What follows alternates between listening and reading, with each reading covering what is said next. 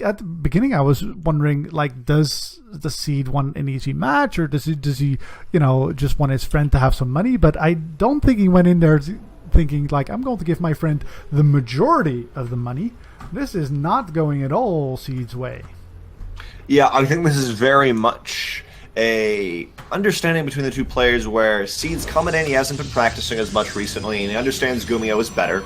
They've practiced a lot in the past, and you know what, let's give myself a challenge right here. And what we're seeing from Gumiho is exactly that. He has solid macro, he's able to eventually overwhelm with numbers against Seed, and just keeps pumping out units, and it's super hard to defend that. So what I really think for Seed, his best opportunity is to try to get it to the ultra late game where they can both be maxed out, because right now what we see happening is Gumiho simply gets a bigger army before Seed can do it, and Seed has shown us that he has the positioning skills, he has the storms, the colossi, whatever, he has those micro skills, he just never quite has enough to be able to complement those. So maybe somehow if he can simply drag the game out longer, he can get to a place where they're even on army, and then Seed can start taking even fights, or he can simply try to end it in the early game, or at least start the ending in the early game. Here we go, guys. All right, well, let's get these guys introduced right now, because over at the bottom left side, we have the man who may get cheesed very shortly. It's Gumiho, up 3-0 and looking to chase this out, finalize this. There's words for this, and I don't know them. And his opponent in the top right-hand corner, representing Team Revolution, the Blue Protoss, one game away from losing. If he wants to keep the opportunity of winning on the table, he has to win this next game and 4 more in a row. It is the one, the only Seed. Actually, 3 more in a row. Right now, he has to win 4 more in a row to have that opportunity, and he's going to try to start it off with what I think is going to be Proxy Stargate, but it may also just be there it is, Proxy Stargate. And I'm surprised it took him that long to work this in. I think he had, good confidence that if he did, maybe he was thinking what you were thinking. If we can just drag this out far enough that I do have that tech, then I can go toe-to-toe with Gumiho. But he's gone to the conclusion, you know what, I'm going to have to buy myself that time in a different way. And did finish up that Zealot again, so maybe trying to trick Gumiho into thinking, well, I'm just doing the same build as in game number 1. Nope. That Zealot says, like, nope. 3 Marines, that's not how this works. Not going to work. In general, you are hoping that Gumiho opened with a Reaper, and the Reaper is now on the map, but that's not the case. Gumiho has opened up differently than he has in games 1, 2, 3, and this is because he is used to seeing a ground-based attack, or pardon me, just a frontal earlier attack, whether it's a whole bunch of extra gates early or a Stargate, something like that. He wants more units and doesn't really care about the scouting quite as much at this point, because you can anticipate this is how C is going to try to get his first win. Ooh, very first nice Winter Mine shot. really shuts down the potency of this attack. And, having to shut down or cancel the probes, the pylons as well. Puts a little bit further back. He does make sure that this command city really goes up a lot later than he wants to. Oh, and here comes the Oracle, and it takes 6 Marines to take care of an Oracle, or lesser Marines with a medevac. So that is very nice right there.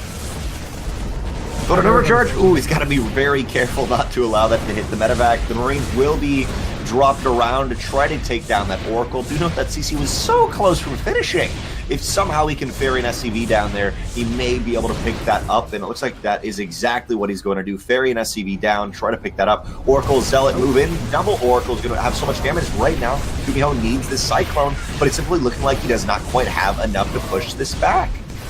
Cyclone not as good against Oracles as it used to be, and now we've got 2 Oracles in the mineral line. Of course, there is that Winter Mine. Oh, let's see if we can take one down. Oh, 6 hit points. Very nicely done by Seed right there.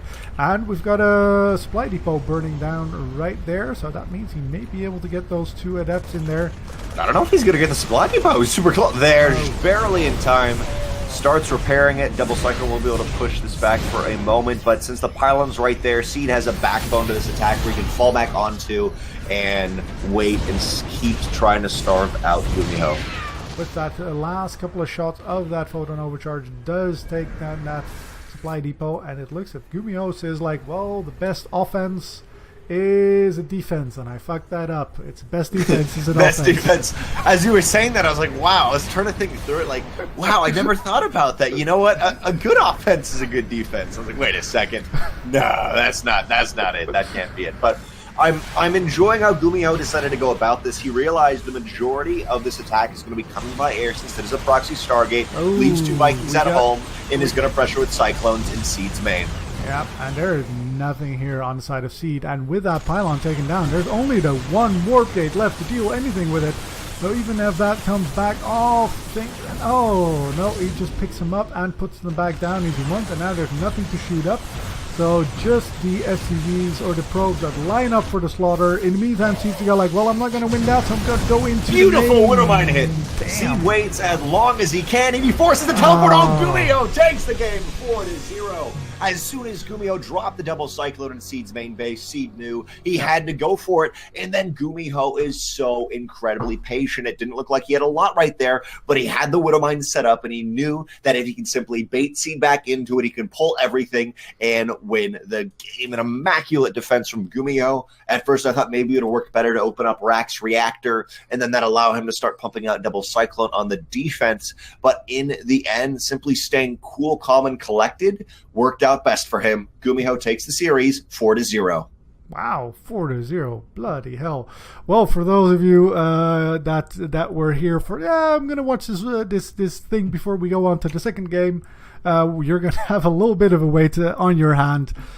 Yeah, bloody hell, 4-0. I liked it by Seed, though, and I can't help but wonder what would have happened if he pulled this out a little bit more often. He did certainly look like he had a better chance at this than he did in a straight-up fight, where he just gets, slugged one after another.